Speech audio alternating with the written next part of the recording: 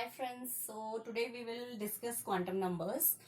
Last time हमने Bohr model पढ़ा था। बोहर मॉडल में कुछ ड्रॉबैक्स थे, लेकिन वहीं से एक quantum number, principal quantum number के बारे में भी वहां पे हमने डिस्कस किया था।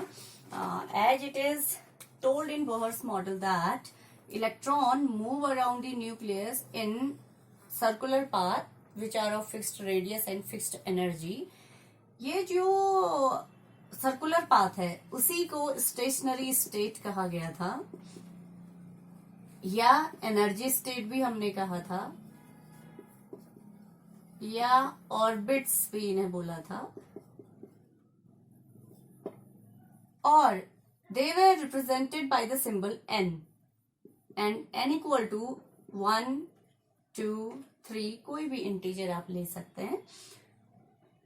तो ये जो n की वैल्यूज हैं या जो स्टेशनरी स्टेट्स की आप बात कर रहे हैं, इन्हीं को प्रिंसिपल क्वांटम नंबर कहा गया था। Okay, so principal quantum numbers are the quantum numbers which tells about the energy state of electrons.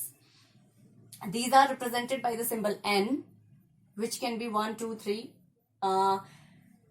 अभी तक 7 n इक्वल टू 7 तक आपका प्रिंसिपल क्वांटम नंबर डिटरमाइन हो चुकी है। फर्दर अगर डेवलपमेंट होंगे तो आगे को बढ़ती जाएंगी। अगर आप इसे सिंबॉलिक फॉर्म पे देखें तो these are also represented by KL, MN, इस तरीके से आप लिख सकते हैं। तो यही जो एनर्जी स्टेट के बारे में इलेक्ट्रॉन की बता रहा है, that is principal quantum number. अब एक चीज देख लेते हैं। ये एक केस है जहां n इक्वल टू 1 है। This is a case where n equal to 2।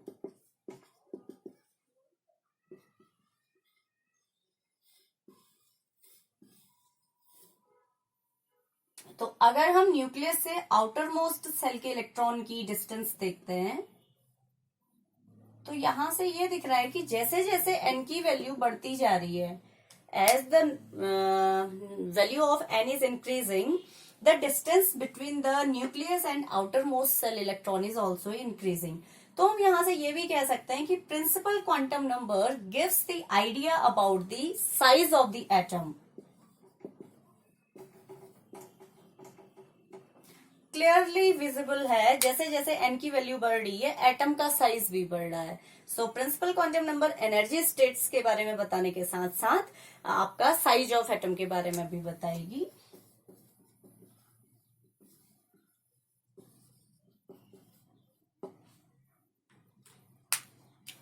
Basically quantum numbers क्या होते हैं? These are the identification number friends. जैसे कहीं पे भी अगर मान लिया किसी एटम में 2 इलेक्ट्रॉन्स हैं, उन्हें आपको डिफरेंशिएट करना है। How they will be differentiated? On the basis of quantum numbers. Basically 4 type की क्वांटम नंबर्स होती हैं। जैसे लास्ट टाइम भी हमने बताया था, principal quantum number is the first one, then azimuthal quantum number, then magnetic quantum number and then spin quantum number. तो उसमें जो सबसे पहले आता है that is principal quantum number. Use क्या है? इलेक्ट्रॉन्स को आइडेंटिफाई करने के लिए। किसी शेल में, आप कह सकते हैं सब शेल में, अगर आपको डिफरेंशिएट करना है इलेक्ट्रॉन्स को, how this particular electron is different from this electron, तो आप वहां पे इन इलेक्ट्रॉन्स के नेचर को डिफाइन करने के लिए क्वांटम नंबर्स की हेल्प से उन्हें डिफरेंशिएट कर सकते हैं। So this was about principal quantum number. Next one is azimuthal quantum number.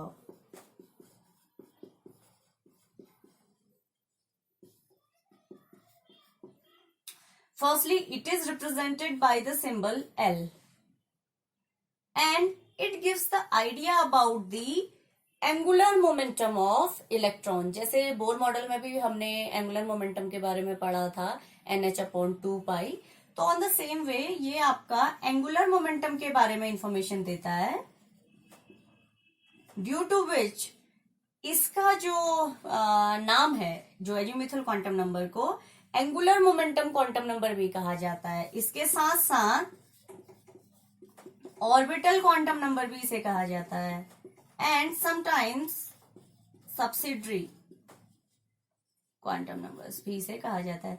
It gives the idea about angular momentum, that's why azimuthal quantum number को हम एंगुलर मोमेंटम क्वांटम नंबर भी कह सकते हैं। इसके अलावा जो इसके अदर नेम्स हैं, these are orbital quantum numbers and subsidiary quantum numbers. अब देखिएगा, if we have the value of n, we can determine the value of L on the basis of value of n.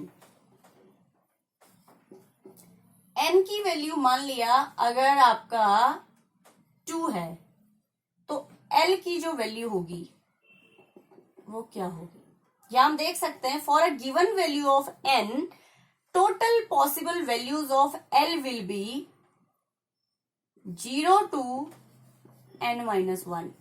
These are the possible values of n.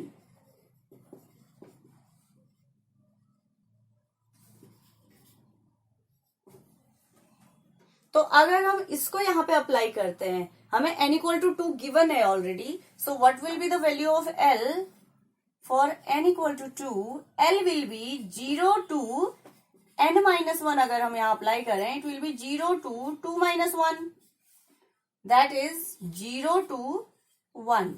तो 0 और 1 के बीच में जितने भी आपका numbers आएंगे, तो this is 0,1.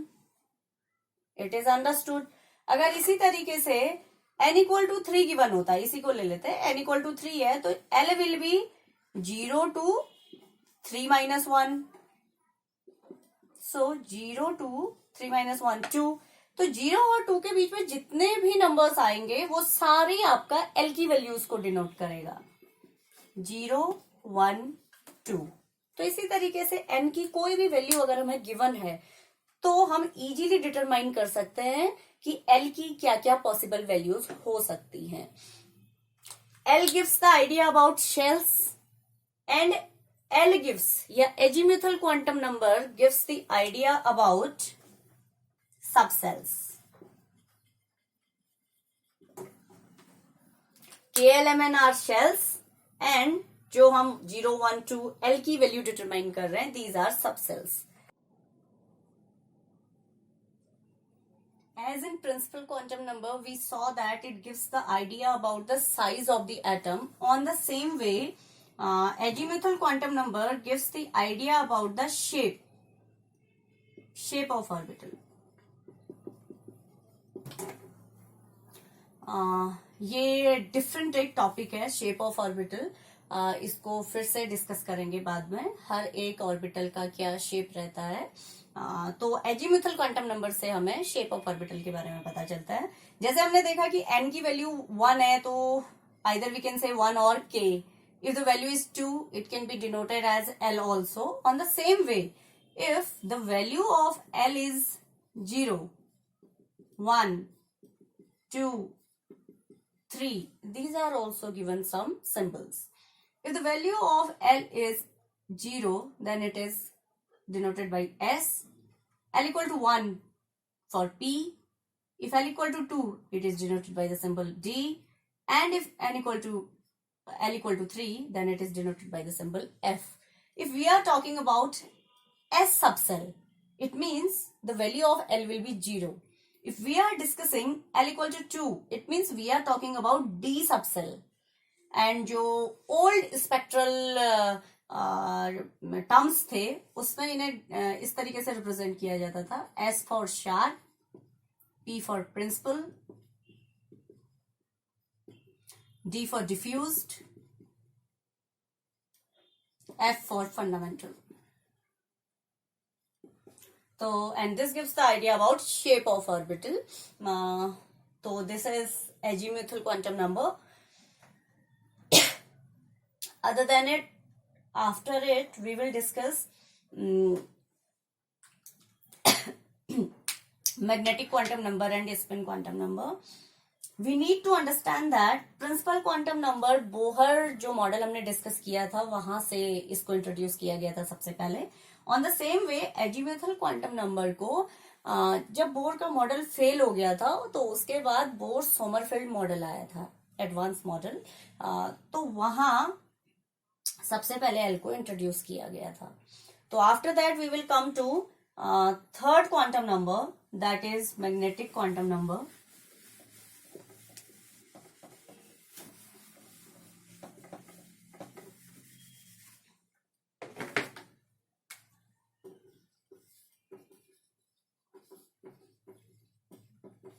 Magnetic quantum number, it is represented by the symbol m।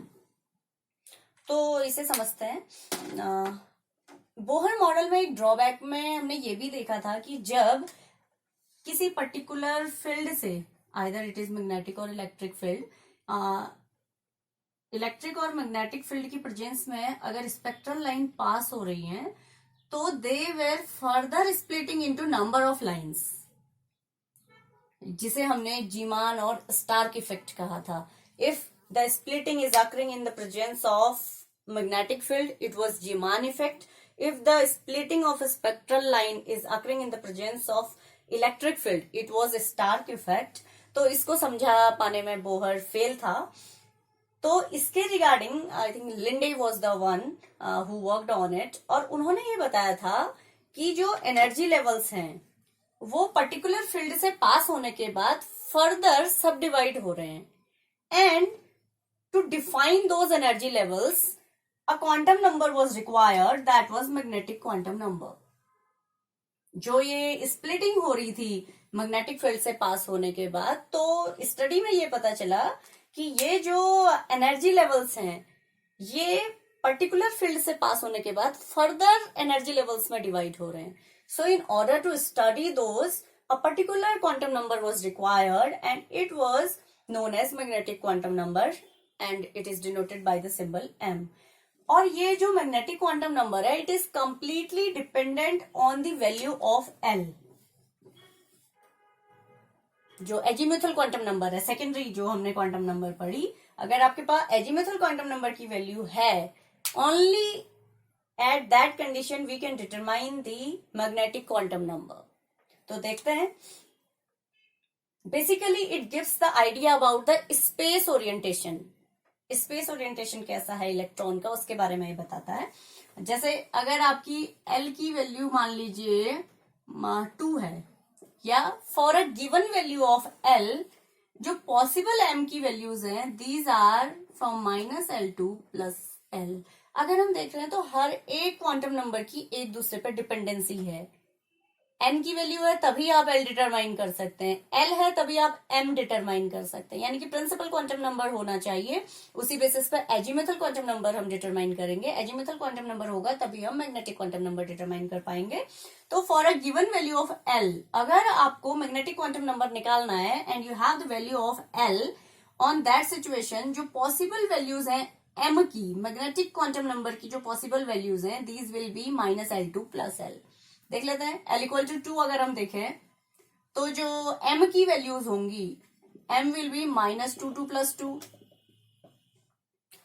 तो m विल बी -2, -1, 0, +1, +2।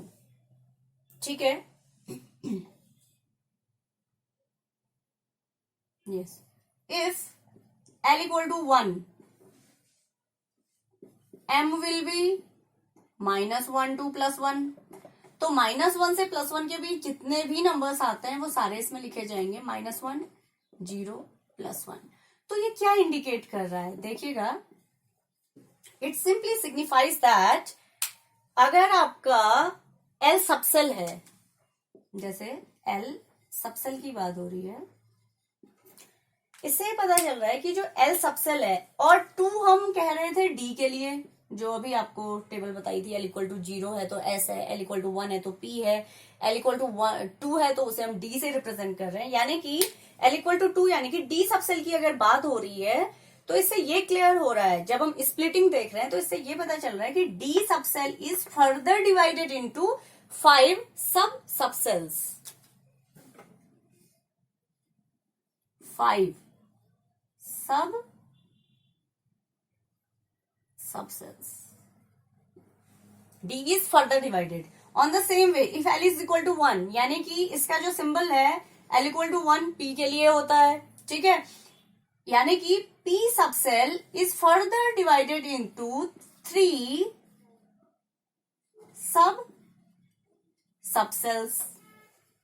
जो स्प्लिटिंग की बात हो रही थी, या जो कहा गया था कि यहाँ पे फर्दर जो एनर्जी लेवल्स हैं वो डिवाइड हो रहे हैं, वो इसी तरीके से डिवाइड हो रहे हैं। यानी कि अगर आप डी सबसेल की बात करेंगे तभी इसीलिए बोला था कि m डिटरमाइन करने के लिए आपके पास l की वैल्यू होनी चाहिए, तो आपको पता चलेगा आप किस सबसेल की बात कर रहे हैं। तो अगर l की वैल्यू 2 है, it means m will give total 5 values, यानी कि आपके पास 5 सब सबसेल्स होंगे। सबसेल के अंदर भी सेल हैं, दैट्स वाई उन्हें सब सबसेल्स कह रहे हैं। On the same way if l equal to 1, यानी कि p को हम रिप्रेजेंट कर रहे हैं, तो डिफाइन किया, अगर m की वैल्यू निकाली तो it is -1 0 +1 which signifies that p subshell consist 3 सब सबसेल्स। p सबसेल के अंदर अगेन 3 सब सबसेल्स हैं। तो इसी तरीके से अगर l इक्वल टू 0 है, ठीक है, l इक्वल टू 0 यानी कि s की बात हो रही है, ठीक हो गया। तो यहां पे जो m की वैल्यू है वो -l टू +l अगर आप करते हैं तो इट विल ऑल्सो बी 0, यानी कि आपका एक ही सबसेल रहेगा यहाँ के केस में, ठीक है, क्योंकि अगर आप 0 में प्लस माइनस लगाओ उसका कोई सेंस नहीं है, तो आपका एक सबसेल रहेगा। तो this was azimuthal quantum number, sorry this was magnetic quantum number. It gives the idea about the space orientation of electron, और डिटरमाइन करने के लिए एल की वैल्यूज का होना रिक्वायर्ड है। On the same way fourth quantum number आती है आपका spin quantum number. Spin quantum number देखते हैं क्या है। अब एक चीज तो क्लियर थी कि जो इलेक्ट्रॉन है it moves around the nucleus in circular path, या आपका न्यूक्लियस के सराउंडिंग पे वो मोशन करता है। बाद में स्टडी से ये पता चला था along with moving around the nucleus electron moves around its own axis also. Electron nucleus के सराउंडिंग पे तो मूव करता ही करता है, उसके साथ साथ अपनी एक्सिस के सराउंडिंग पे भी, या अपनी जो एक्सिस है उस पे भी आपका स्पिन करता है। तो यहां से जैसे एंगुलर मोमेंटम की बात हुई थी, because it was revolving around the nucleus, तो एक एंगुलर मोमेंटम जनरेट हुआ था। ऑन द सेम वे अगर इलेक्ट्रॉन अपनी एक्सिस के सराउंडिंग पे स्पिन कर रहा है, मूवमेंट कर रहा है, तो वहां से भी आपका एंगुलर मोमेंटम जनरेट होगा, which is called spin angular momentum. Angular momentum, ये जो स्पिन एंगुलर मोमेंटम है वो इलेक्ट्रॉन के अपनी एक्सिस के सराउंडिंग पे स्पिन करने से जनरेट हुआ है, इसीलिए इसे हम स्पिन एंगुलर मोमेंटम कह रहे हैं। अब देखिए इलेक्ट्रॉन अगर मूव कर रहा है अपनी एक्सिस पे, तो either it can move in clockwise direction और इन एंटी क्लॉकवाइज डायरेक्शन, ठीक हो गया। या तो वो आपका क्लॉकवाइज डायरेक्शन में मूव करेगा या आपका रिवर्स डायरेक्शन में मूव करेगा। अगर क्लॉकवाइज डायरेक्शन में मूव कर रहा है तो it is represented as this, और अगर एंटी क्लॉकवाइज में रिप्रेजेंट कर रहा है तो it is represented as this, ठीक हो गया। तो अगर पॉसिबल वैल्यूज की बात की जाए, possible values off spin quantum number, it is represented bye symbol s, ठीक है। अगर पॉसिबल वैल्यूज की बात की जाए तो दो पॉसिबल वैल्यूज हो सकती हैं, क्योंकि कोई भी इलेक्ट्रॉन है, अगर किसी भी एक पर्टिकुलर इलेक्ट्रॉन की अगर हम बात कर रहे हैं तो आइदर वो क्लॉकवाइज मूव करेगा या एंटी क्लॉकवाइज मूव करेगा, उसके अलावा और कोई चांस नहीं है। तो इसीलिए केवल दो ही पॉसिबल वैल्यूज हो सकती हैं, आइदर +½ शो करेगा या -½ शो करेगा। अब एक और चीज है, अगर इलेक्ट्रॉन क्लॉकवाइज डायरेक्शन में मूव कर रहा है तो it is represented bye arrow, upward arrow. अगर एंटी क्लॉकवाइज डायरेक्शन में मूव कर रहा है it is represented bye downward arrow. तो इतना सा इसका डिफरेंशिएशन है कि अगर क्लॉकवाइज में ये मूव करेगा तो आप अपवर्ड डायरेक्शन में दिखाएंगे, और अगर एंटी क्लॉकवाइज में मूव कर रहा है तो आप इसे डाउनवर्ड डायरेक्शन में दिखाएंगे। तो यहां से हम स्पिन क्वांटम नंबर की वैल्यूज भी डिटरमाइन कर सकते हैं। तो हम देख रहे हैं कि किस तरीके से इलेक्ट्रॉन्स को स्टेप वाइज स्टेप हम पर्टिकुलर नंबर की हेल्प से आइडेंटिफाई कर सकते हैं। दैट्स वाई क्वांटम नंबर्स को आइडेंटिफिकेशन नंबर भी कहा जाता है। किसी पर्टिकुलर इलेक्ट्रॉन का आइडेंटिफिकेशन नंबर होता है ये। एक एग्जांपल लेते हैं,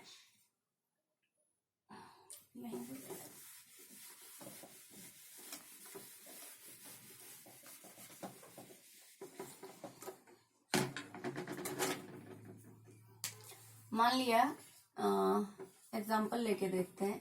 n की वैल्यू 2 है। n means principal quantum number की बात हो रही है, 1 2।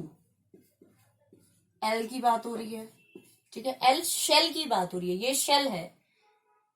तो आपने निकालना है what will be the value of l, what will be the value of m, और s क्या होगा। s स्मॉल होगा, ये आपका स्मॉल s की वैल्यू क्या होगी। तो देखते हैं, जैसे हमने देखा था कि l की वैल्यू भी 0 हो सकती है, m की वैल्यू भी 0 हो सकती है, या मैं कहना चाह रही हूँ azimuthal quantum number can also be 0, magnetic quantum number can also be 0, but it should be noted that n की वैल्यू कभी भी 0 नहीं हो सकती। जो प्रिंसिपल क्वांटम नंबर है it can never be 0। Understood है। इलेक्ट्रॉन किसी न किसी सेल में तो रिजाइड कर रहा है, तभी तो हम क्वांटम नंबर्स की बात कर रहे हैं। अगर इलेक्ट्रॉन है ही नहीं तो क्वांटम नंबर्स के बारे में डिस्कस करने का कोई सेंस नहीं है। इसीलिए आपका n की वैल्यू कभी भी 0 नहीं होगी। 0 रिप्रेजेंट कर रहा है कि सब सेल ही नहीं है, यानी कि इलेक्ट्रॉन भी एग्जिस्ट नहीं करता, इट मीन्स। तो देखिए n इक्वल टू 2 के लिए जो l की वैल्यू होंगी वो होगी 0 टू n-1, तो it will be 0 to 2-1, that is 0 to 1, 0 1, ठीक है। अगर m निकालते हैं, l की वैल्यू है आपके पास 0 और 1, तो m की वैल्यू क्या होती है। अब देखिए 2 l की वैल्यू है, सेम फॉर्मूला लगेगा -L2 + L, तो इसके केस में तो 0 ही आएगा, क्योंकि आप -0 टू +0 करें तो एक ही बात है। और यहां पे आएगा -1 2 + 1, विच विल बी -1 0 + 1, ठीक है। और अगर हम अब s जो फोर्थ क्वांटम नंबर है, ये फर्स्ट क्वांटम नंबर है, ये सेकंड क्वांटम नंबर है, ये थर्ड की बात हो रही है। अब हम निकाल रहे हैं फोर्थ क्वांटम नंबर, ठीक है। 0, m इक्वल टू 0 है, मैग्नेटिक क्वांटम नंबर 0 है। मैं फिर से कह रही हूं ना, इस 0 से आपने कुछ कंफ्यूजन में आना है। 0 का मतलब ये बिल्कुल नहीं है कि इलेक्ट्रॉन नहीं है, या कोई भी इस तरीके का कंफ्यूजन नहीं रखना है। m सिंपली आपका मैग्नेटिक क्वांटम नंबर की वैल्यू को बता रहा है, इसका इलेक्ट्रॉन की प्रेजेंस से कोई लेना देना नहीं है। तो s विल बी, s क्या होगा, आइदर इट कैन बी +½ और -½ मैंने कहा ना, किसी भी इलेक्ट्रॉन के लिए s की 2 पॉसिबल वैल्यूज हो सकती हैं। ऑन द सेम वे अगर इलेक्ट्रॉन -1 सब सेल में है, तो जो s की वैल्यू होगी it can B +-½ on the same वे इसके लिए भी +-½ इसके लिए भी +-½ मैंने एक साथ ही शो कर दिया है। तो आप देख रहे हो कि m की 3 वैल्यू थी तो s की 6 वैल्यूज आई, +½ -½ +½ -½ +½ तो इस तरीके से अगर आपको n की वैल्यूज दी हुई हैं तो we can easily determine the values of azimuthal quantum number, magnetic quantum number and spin quantum number. तो इसमें कुछ क्वेश्चंस हम आगे भी करेंगे। आई होप आप लोगों को ये थोड़ा सा आइडिया मिल गया होगा, कुछ बहुत समझ आया होगा। प्रिंस ये क्वांटम नंबर से रिलेटेड काफी क्वेश्चंस पूछे भी जाते हैं और एक इम्पॉर्टेंट टॉपिक है। अगर आप स्ट्रक्चर ऑफ एटम पढ़ रहे हैं तो you should have the information regarding the quantum numbers, क्योंकि एटम का पढ़ रहे हैं तो अल्टीमेटली आप इलेक्ट्रॉन के बारे में डिस्कस कर रहे हैं, और इलेक्ट्रॉन के बारे में आप डिस्कस कर रहे हैं तो as I have already told you that these are the identification number, these are the identity basically. जैसे आप नाम दे देते हैं ना किसी को, उसी तरीके से आप इन क्वांटम नंबर्स के बेसिस में डिफ्रेंशिएट कर सकते हो कि ये इलेक्ट्रॉन इस टाइप का है या इसकी वैल्यूज ये है, क्यों ये इलेक्ट्रॉन दूसरे इलेक्ट्रॉन से डिफरेंट है। So you should have the information about quantum numbers. So that's all for today. Okay. Thank you.